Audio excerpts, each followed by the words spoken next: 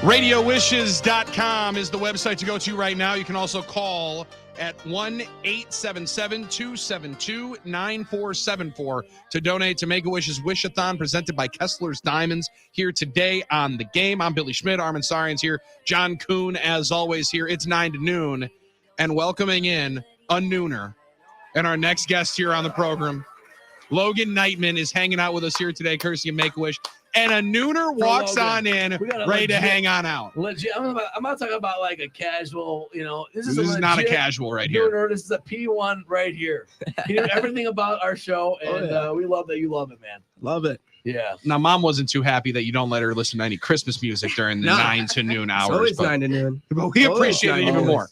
And now, fellas, I'm not going to bring up anything about the 2 C words that are here in the bio of Carthage College. Oh, man. Logan, okay. No piles. Come on, Waukesha wasn't better than Kenosha? No piles. No, not happening. Talk your trash, man. No Firebirds. He's also a Cub fan, but we're not going to discuss that. We're not going to talk about that. We're going to talk Packers. We're going to talk Bucks. And Logan had a great wish granted to go to Disney World. Yes, I did. But a second wish being granted, as he wanted to do a couple of things as he walked on in here to the 9 to noon studio. We're going to talk about all the great stuff Make-A-Wish has done here in a second. But first, we got to do something here. We're picking. We're picking again. A late submission. Is that Logan Knightman's music? That is. You're singing, buddy. Sit down. When I say I love it, you say you better. You better. You better. When I say I need you, you say you better. You better bet your life. You better bet your life that Logan Knightman is hanging out and he's making some investments here. Oh, yeah. On 9 to noon. You thought you were coming on in here to share a story. You're coming on in here to share some investments, share some picks. Billy, it was just so exciting. He comes in here. He goes, hey, I'm a nooner. We start talking. What's your favorite part? What's your favorite segment? Well, I love You Better. You love You Better Bet. I do. Well, you're going to play You Better You Bet. You're going to play it with us right now, Logan. 5 picks and a lock for your chance to eat with the guys, but you got to beat the guys at Carnivore. All right, what do you got for us? First pick, I got the Vikings -3. Okay. Now, that was the Morgan Oaks lock earlier on today. Vikings -3. I like that in Las Vegas. What's your second one? I got the Bengals -0.5 point. John, in a pick 'em, he's taking the Cincinnati Bengals. First one this week, taking Cincy. Big fan of Browning there. Yeah. So Jake Browning. Yeah. Jake Goes Browning out there, throws for 346 yards. Hey, you stick with the heater. It's an under league, and Jake Browning's like, hold my beer. I'm gonna win everybody on the over some cash here. All right, what's your third pick? I got the Bills +1.5. He also thinks the Bills need this game. That's a Kuhn approved pick. They do. Yeah, I like that. We found out earlier. What's number 4? And I got the Titans to cover the point spread. Covering the number on the other Monday night game, catching 13 against the Dolphins. That's a big gap. It's a lot of That's wood. a big gap. That's a lot of wood. You got to take chances, though. You got to take chances to get in the playoffs. Kid's gambling, man. He knows what's going on. Let's go with number 5. This is the lock. No, my lock's the Bengals. Okay. Bengals. I'm gonna lock the Bengals. Locking the kitty cats. And what's your last pick? I got the Packers. Let's go. Yeah! -6.5 against the Giants. Laying the 6.5. That's what I'm talking about. And everybody that is saying, you guys are corrupting a kid. 21 years old. Okay, so there's no issue here. All right, this is Pato approved. We can all be doing everything that we need to here. We need him to win. All right, so I hope these picks. You don't know how bad I hope these picks are right because we need you to eat a carnivore with us. That's Logan, we're gonna be honest with you. We do cheer against certain people. Yeah. Armin cheers against Ken in the Falls every single time. Every time. Falls. Brenton Franklin he picks against both of them every time. Everybody is cheering for Logan to be beating the guys so you can eat with us at Carnivore. That was outstanding. That was an amazing surprise. You're an amazing young man, Logan. Appreciate it. Dude, reading this bio, you need to be extremely proud of yourself. Can you first tell us about the journey you've been on and how right now, as it reads right here, Logan loves to give back. He's on a pre-med track and wants to be a pediatric cardiologist. Let's hear it for that. Yes. Come on. Wow. Yes. That's the plan. This comes from having a wish granted over a decade ago, man. Tell us a little bit about your story. So I've been in the hospital from the moment I was born. I spent the first 11 months of my life in the hospital battling different illnesses.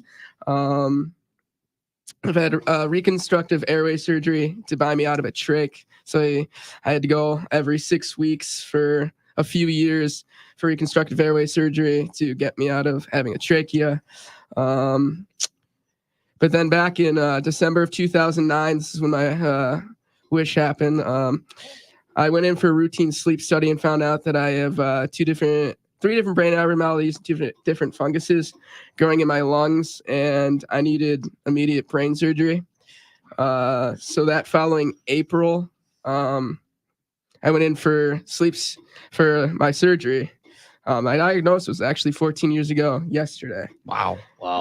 So yeah, it was a milestone. Not a great one, obviously. But then a week after my brain surgery on April 23rd, my head split open with MRSA all around the brain, and they told me to go on my Make-A-Wish because they didn't know what my timetable was.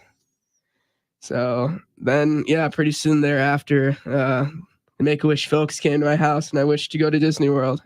And you went in 2011. Looks like had an amazing time. Oh, yeah. And Mom, Melissa, is in here with us as well. I can only imagine everything that was going through your mind, Mom, throughout all of this, thinking that you're done with it. The worst is behind you. How many different steps in time did you have where you sat back and said, this young man's going through everything and there's nothing really I can do? Since he was born. Oh, I mean, wow. He overcame so much. Even we lost his twin. He was born a twin. We lost his twin. We lost his twin in utero. He was born clinically blue. He was bagged and resuscitated, taken to the neonatal intensive care unit. He was there 5 days and then went over to Children's and spent 11 months there. And when he went in, I went in. I did not leave the hospital grounds for 11 solid months. Essentially, my other two kids kind of lost their mom. Mm-hmm. My husband did bring him up every night for dinner, and we all had dinner as a family every night. But yeah, I did not leave his side. And then it was like every day they came in with something else, though. He's a silent aspirator. He needs a feeding tube. He possibly needs a trach. He's got central and obstructive apnea, laryngeal and tracheal malacia. I mean, it was just, the list goes on and on and on. But every time we thought, okay, we're done. We have a break. Logan would come in from left field and throw us a curveball. And we were up in Mayo. I took him up there to try and buy him out of a trach. Sure. And he had reconstructive airway surgeries up there. And yeah, we went back for a routine sleep study thinking absolutely nothing of it, and met with a neurosurgeon the next day. And he's like, oh no, his CO2 level is so highly elevated. The only two causes are lung disease or brain abnormalities. And rushed him in for a bronchostomy and an MRI. And sure enough, we have funguses growing in our lungs. We have brain abnormalities. Now we need brain surgery. And it was one of these things where I was up at the Mayo Clinic by myself with him. And through everything, I never tried to show him my emotions. Mm-hmm. Like, I tried to stay positive, and I lost it. So now I'm crying. He's screaming. And it was just calling my husband saying, you need to get up here, and you need to get up here now, because Mom has reached her limit. She can't do it anymore. Yeah. She needs help. And my husband and my dad ran up to be there with us. And they said they wanted to do brain surgery right away. And it was 3 weeks before Christmas. And I said, no, I can't do this before Christmas. I'm taking him home. He's having Christmas. I'm like, he doesn't know how to ride a bike. I'm like, 14 years later, and it still gets me. Yeah. I'm like, he's going to learn how to ride a bike. He's going to learn how to ride a bike before we do this, because afterwards you're telling me that he can't do anything. He can't go sledding. He can't ride a bike. He's only 7.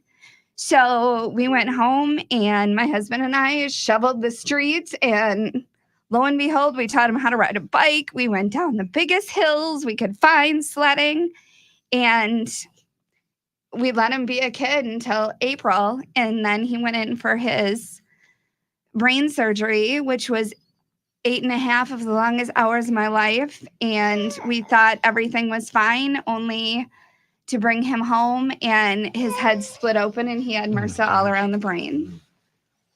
Logan, you're an incredible inspiration for everything miracle, that you have overcome. It's incredible to hear each and every person's story, but yours taken place so, and I say it so long ago, decades ago, but you're still an advocate and telling your story. Why is it so important for you to let everybody, all of our listeners, all the Nooners out there know exactly what Make-A-Wish did for you?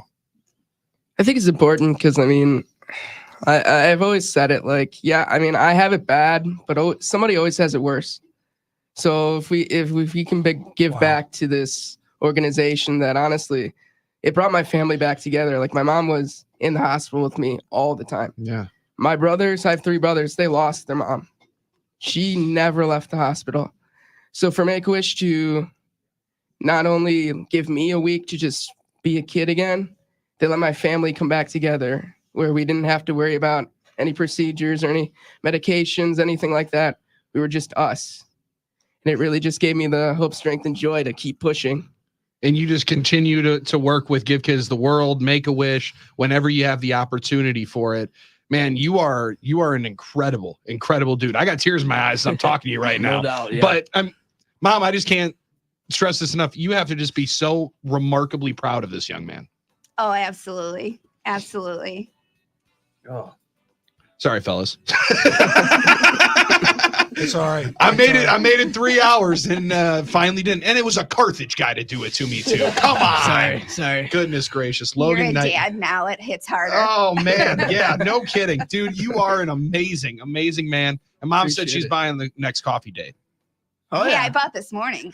She can buy again. I'm not against that. Struggling college student here. Logan, you are the man, dude. Thanks for coming in. Thanks for being a Nooner. Appreciate and hopefully it, we're buddy. seeing you at Carnival. I hope so. Hopefully we're seeing him at We're Carnival all hoping for that. Yeah. as he beats the guys. Rarely do I cheer against my own picks. I'm going to be cheering for all of his, no doubt about it. This has been 9 to Noon. We'll wrap things on up, and we'll hand it on off to Mike Heller as we return. It's 97.3 The Game. It's our Make-A-Wish Wish-A-Thon.